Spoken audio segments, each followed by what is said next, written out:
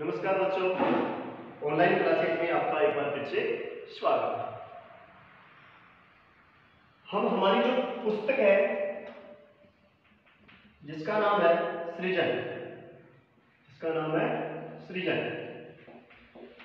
इस पुस्तक में हम अब तक हमने जो भी अध्ययन किया है, जिन अध्यायों को पढ़ा है, अगर देखें तो सबसे पहले हमने कबीरदास जी को पढ़ा। कबीरदास जी के बाद में उसी अध्याय के अंदर हमने तुलसीदास को पढ़ा। तुलसीदास के बाद में पहले ही अध्याय के अंदर हमने कृपाराम खिड़िया को पढ़ा। फिर उसके बाद में हमने सूरदास जी को पढ़ा दूसरे अध्याय में। फिर तीसरे अध्याय में हमने रहीमदास जी को पढ़ा। चौथे अध्याय में हमने बिहारी को पढ़ा और पांचवें अध्याय में हमने वीर रस के कवि भूषण को पढ़ा। यानी कि सबसे पहले कबीरदास जी, उसके बाद में तुलसीदास जी, उसके बाद में कृपाराम खिड़िया, फिर सूरदास, रहीमदास, बिहारी और भूषण। मैंने आपको लगभग हर वीडियो में एक बात बताई कि हमारा जो हिंदी साहित्य का इतिहास है, इस हिंदी साहित्य के इतिहास को 4 भागों में बांटा गया है। आदिकाल, उसके बाद में दूसरा काल आता है भक्ति काल, और भक्ति काल के बाद में तीसरा जो काल आता है वो आता है रीति काल, और अंतिम चौथा कौन सा काल आता है? आधुनिक काल। मैंने आपको बताया कि आदिकाल का कोई भी कवि हमारे सिलेबस में नहीं है। आदिकाल का कोई भी कवि हमारे सिलेबस में नहीं है। उसके बाद में मैंने बताया भक्ति काल, यानी इस काल में जो भी कवि आए वो सारे के सारे कवि भक्ति से संबंधित थे। जो भी पदों की रचना की वो भक्ति से संबंधित थी। यानी कि इसमें कौन कौन से कवि आए जो भक्ति काल के थे? तुलसीदास जी, कबीरदास जी, तुलसीदास जी, कृपाराम खिड़िया, सूरदास जी।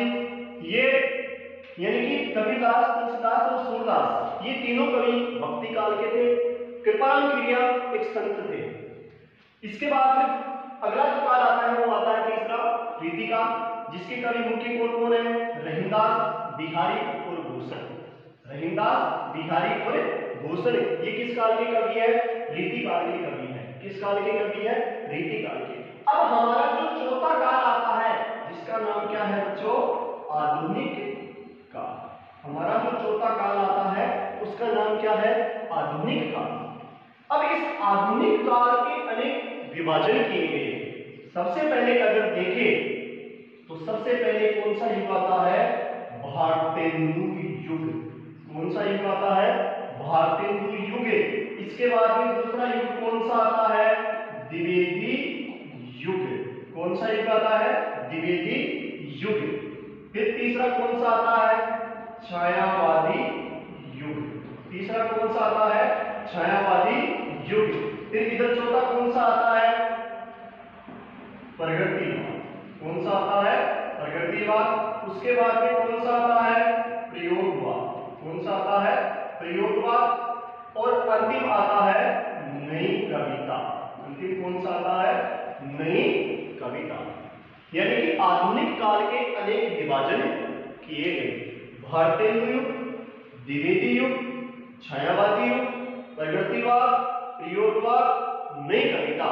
इनके अलग अलग अगर नाम देखें, भारतेंदु युग को पुनर्जागरण काल, द्विवेदी युग को जागरण सुधार काल, छायावादी युग को प्रसाद पंत निराला युग, प्रगतिवाद साम्यवादी युग, प्रयोगवाद अज्ञेय युग, नई कविता नवलेखन काल माना गया है। यानी कि अब आने वाले हमारे जो भी कवि होंगे वो सारे कवि किस काल के होंगे? आधुनिक काल के। किस काल के होंगे? आधुनिक काल के। यानी कि हमारे सिलेबस में आदिकाल का कोई कवि नहीं था। दूसरा काल भक्ति काल था। भक्ति काल का कबीरदास जी, तुलसीदास जी, सूरदास जी। फिर एक संत बोलते कृपाराम खिड़िया। इसके बाद में तीसरा काल है रीति काल। रीति काल में रहीमदास जी, बिहारी और भूषण, ये रीति काल के प्रमुख कवि थे। इसके बाद में जो चौथा काल आता है आधुनिक काल, इस आधुनिक काल के अनेक विभाजन किए गए, जिसमें भारतेंदु युग, द्विवेदी युग, छायावादी युग,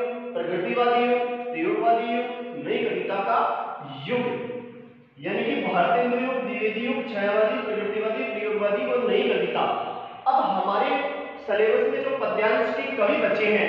कवि कौन कौन है, यानी कि सबसे पहले कौन आएगा, शमशेर बहादुर सिंह। कौन कौन आएगा, शमशेर बहादुर सिंह आएगा। उसके बाद में हरिवंश राय बच्चन आएंगे। उसके बाद में हरिवंश राय बच्चन आएंगे।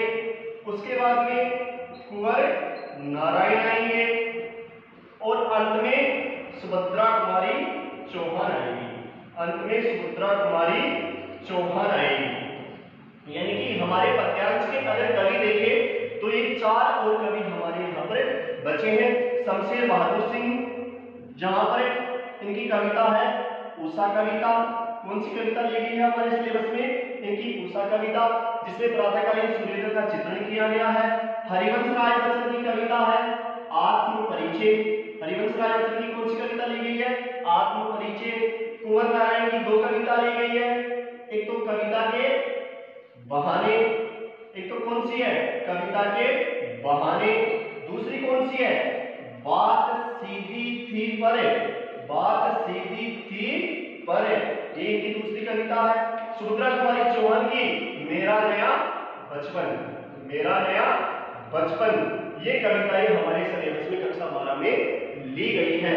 यानी कि कौन कौन सी बच्ची है, शमशेर बहादुर सिंह की उषा कविता, हरिवंश राय बच्चन की आत्म परिचय, कुंवर नारायण की कविता के बहाने और बात सीधी थी पर, सुभद्रा कुमारी चौहान की मेरा नया बचपन।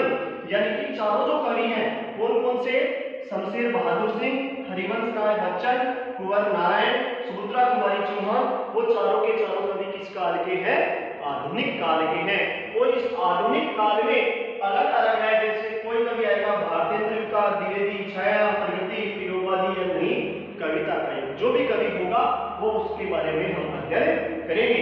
तो आज हम हमारा जो नया कवि होगा आधुनिक काल का, किस काल का, आधुनिक काल का जो हमारा नया कवि होगा वो कौन होगा, शमशेर बहादुर सिंह। अतः शमशेर बहादुर सिंह का सबसे पहले व्यक्तित्व और फिर इनके कर्तृत्व के बारे में हम जानकारी प्राप्त करते हैं। तो हमारा अगला जो अध्याय नंबर 6 है, अगला अध्याय नंबर 6 कौन सा आएगा, शमशेर बहादुर सिंह की उषा कविता। शमशेर बहादुर सिंह की कौन सी कविता, उषा कविता। तो सबसे पहले देखो अध्याय नंबर कौन सा है, 6। अध्याय नंबर 6, कवि कौन है, शमशेर बहादुर सिंह। कौन है, शमशेर बहादुर सिंह।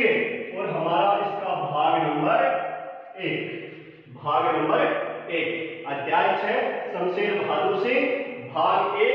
और इनकी कविता कौन सी है, उषा। कविता का नाम क्या है, उषा। कविता कौन सी है इनकी, उषा।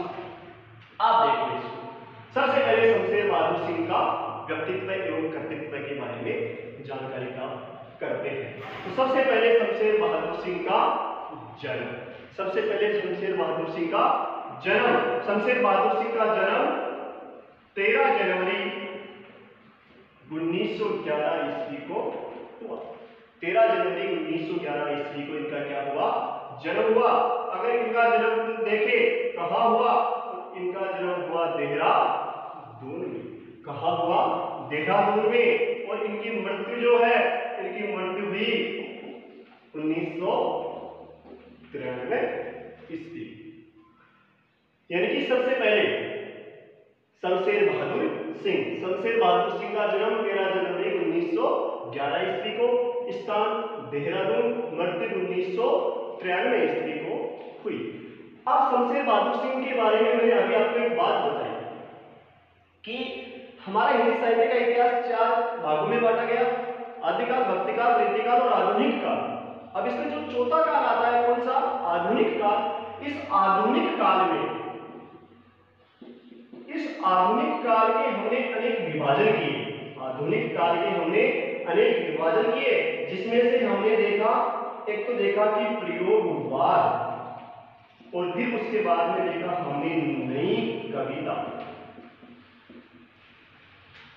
इस श्रेणी के मुख्य कवि ये माने जाते हैं। यानी कि शमशेर बहादुर सिंह को आधुनिक काल में प्रयोगवाद का प्रमुख कवि माना जाता है और प्रयोगवाद के साथ साथ नई कविता युग का भी प्रमुख कवि माना जाता है, क्योंकि प्रयोगवाद है।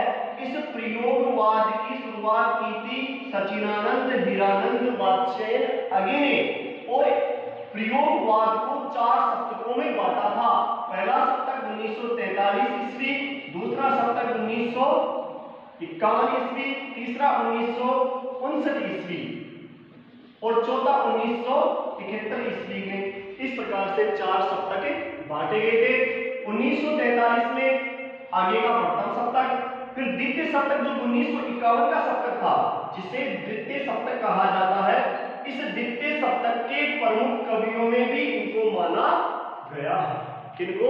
शमशेर बहादुर सिंह को, यानी कि प्रयोगवाद के कवियों में शमशेर बहादुर सिंह को द्वितीय 1951 के द्वितीय सप्तक के कवियों में स्थान दिया गया है। तो जो शमशेर बहादुर सिंह है, एक बिंबधर्मी, यानी कि इन्होंने अपने पदों में क्या बिंबधर्मी के रूप में अपने पदों की रचना की है। किस रूप में? बिंबधर्मी, यानी कि अपने जीवन काल में जो भी पदों की रचना की, उसमें उन्होंने बिंब प्रतिबिंब का भाव प्रतिपादित किया। यानी कि अब यहाँ पर जैसे हमारे यहाँ पुस्तक कविता दी गई है, तो इसमें ग्रामीण परिवेश में काम में आने वाले जो हमारे ग्रामीण परिवेश के शब्द है, उनको अपनी कविता में प्रयुक्त करके सूर्योदय प्रातःकालीन सूर्योदय की लालिमा के ऊपर क्या किया है? कटाक्ष किया है। इसी प्रकार से इनको बिंबधर्मी का प्रमुख कवि माना जाता है। अब जो शमशेर बहादुर सिंह थे, इनका जो जीवन था, इनका जीवन बड़ा ही निराला था। कैसे? शमशेर बहादुर सिंह का जन्म 1911 ईस्वी को हो गया, स्थान देहरादून में हुआ, मृत्यु 1993 ईस्वी को हुई। जन्म के कुछ समय पश्चात ही इनकी माता का देहांत हो गया। माता का देहांत होने के उपरांत 18 वर्ष की उम्र में इनका विवाह हुआ। 18 वर्ष की उम्र में विवाह होने के उपरांत 6 वर्ष बाद में ही इनकी पत्नी का चिरवियोग हो जाता है, इनकी पत्नी का देहांत हो जाता है। यानी कि इनका पूरा संपूर्ण जीवन है वो दुखों में बीता। पूरा जीवन क्या है? दुखों में बीता। लेकिन फिर भी अपने जीवन के दुखों से न घबराते हुए जीवन में आगे बढ़ने की लालसा भावना हमेशा इनके मन में बनी रही, हमेशा इनके मन में बनी रही, और एक बिंबधर्मी के रूप में ये क्या हुए? विख्यात हुए। आगे यानी कि प्रयोगवाद के आगे और नई कविता युग में शमशेर बहादुर सिंह दोनों को अगर देखें तो दोनों में एक समानता या एक दूसरे की तुलना आपस में की जाती है। अब शमशेर बहादुर सिंह है, शमशेर बहादुर सिंह को प्रयोगवाद का या फिर नई कविता या नवलेखन कविता का प्रमुख कवि उनको माना जाता है। अतः इन्होंने अपने जीवन में जो भी रचनाएं लिखी, जिन भी काव्यों की रचना की, तो इनकी रचनाएं कौन कौन सी थी? देखो, कुछ कविताएं, कुछ कविताएं, कुछ और कविताएं, कुछ कविताएं, कुछ और कविताएं, चुका भी नहीं हूं मैं, चुका भी नहीं हूं मैं, काल तुझसे होड़ है मेरी, काल तुझसे होड़ है मेरी, बात बोलेगी, काल तुझसे होड़ है मेरी, बात बोलेगी। कुछ कविताएं, कुछ और कविताएं, चुका भी नहीं हूं मैं, काल से होड़ है मेरी, बात बोलेगी, परिवेश हम तुम, परिवेश हम तुम, ये इनकी मुख्य कविताएं मानी जाती है। यानी कि सबसे पहले हम किसके बारे में अध्ययन कर रहे हैं? कवि शमशेर बहादुर सिंह के बारे में अध्ययन कर रहे हैं। इनका जन्म 13 जनवरी 1911 ईस्वी को स्थान देहरादून में इनका जन्म हुआ था, मृत्यु 1993 ईस्वी को हुई थी। इनका जो बचपन था बड़े ही दुखों में बीता था, यानी कि मात्र अल्प समय की आयु में ही इनकी माता का क्या हो गया था? देहांत हो गया था। इनके एक भाई थे, अपने भाई के साथ में हमेशा इनका सामंजस्य बना रहा था। 18 वर्ष की उम्र में इनका विवाह हुआ और कुछ समय पश्चात ही इनकी पत्नी टीबी से ग्रसित होकर मृत्यु को प्राप्त हो गई। इस प्रकार से अपने जीवन में अनेक दुखों को झेलती हुई आगे बढ़े और बिंबधर्मी यानी कि जो भी कविताएं पदों की रचना की, इसमें बिंबधर्मी के रूप में ये हिंदी साहित्य के एक अमूल्य निधि के रूप में उभर कर हमारे सामने आए। और हमारे हिंदी साहित्य के इतिहास में जो आधुनिक काल है, आधुनिक काल के विभाजन में इनको प्रयोगवाद और नई कविता का प्रमुख कवि माना जाता है। प्रयोगवाद जो आगे के द्वारा संपादित किया गया था, उसमें आगे द्वारा संपादित जो 4 सप्तक थे, उनमें 1951 के द्वितीय सप्तक में इनको प्रमुख स्थान दिया गया। अतः जो शमशेर बहादुर सिंह थे, इन्होंने यानी जो भी ग्रामीण परिवेश क्षेत्र विशेष के शब्द हैं, उनको अपनी कविताओं में विशेष स्थान दिया है, उनके ऊपर क्या किया है, कटाक्ष किया है। इसी प्रकार से हमारे यहाँ पर एक कविता दी गई है उषा, जिसमें प्रातःकालीन सूर्योदय का चित्रण करते हुए ग्रामीण परिवेश को जोड़कर हमारी सूर्य की लालिमा या किरणों के ऊपर क्या किया है, कटाक्ष किया है। और इनके द्वारा जो रचित रचनाएं हैं, अगर रचनाओं की तरफ दृष्टि डालें तो उनकी रचनाएं कुछ कविताएं, कुछ और कविताएं, चुका भी नहीं हूं मैं, काल से होड़ है मेरी, बात बोलेगी परिवेश हम तुम, यानी कौन कौन सी है, कुछ कविताएं, कुछ और कविताएं, चुका भी नहीं हूं मैं, काल तुझसे होड़ है मेरी, बात बोलेगी परिवेश हम तुम, ये आदि रचनाएं किसकी है, शमशेर बहादुर सिंह की है। अब आगे आने वाले वीडियो में हम शमशेर बहादुर सिंह की जो उषा कविता हमारे सिलेबस में दी गई है, उसमें क्या बताया गया है, किस बारे में वर्णन किया गया है, उसका विस्तार पूर्वक से क्या करेंगे, अध्ययन करेंगे।